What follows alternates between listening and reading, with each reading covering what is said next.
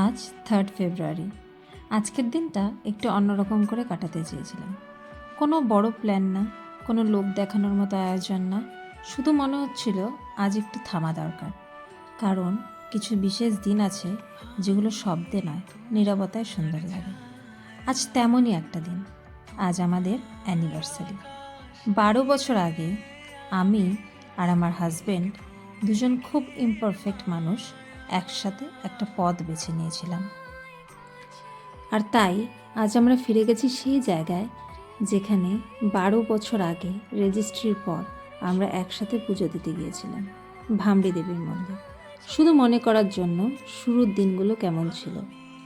এই 12 বছরে আমরা শিখেছি, আপনি যাই করুন, যেভাবেই করুন, সমস্যা কিন্তু হবেই। আমরা দেখেছি মানুষ বদলায়, চেহারা বদলায়, আর সম্পর্কের মুখোশও বদলায়। তবে ওই আমাকে শিখিয়েছে ইগনোর করতে হয়। ইগনোর করাটাও একটা স্কিল।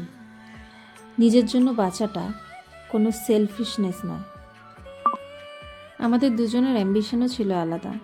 এ নিয়ে প্রচুর ঝগড়া হয়েছে, ভুল বোঝাবুঝি হয়েছে, কিন্তু কোনো এক সময় হয়তো আমরা শিখে গেছি কি আলাদা স্বপ্ন থাকলেও দুজনের ইচ্ছেকেই প্রায়োরিটি দিতে হয়। ভুল করেছি আমরা, কারণ আমরা ভগবান নই, আমরা মানুষ। আর মানুষ মানেই ভুল থেকে শেখা। 12 বছর পর বুঝেছি ভালোবাসা মানে পারফেক্ট হওয়া না, ভালোবাসা মানে ইমপারফেকশন নিয়েই একসাথে থেকে যাওয়া।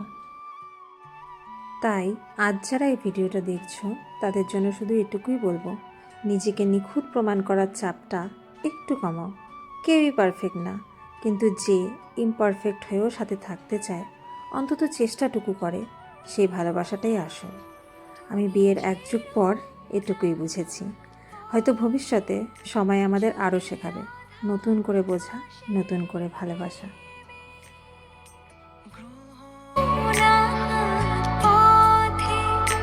যদি আধার আসে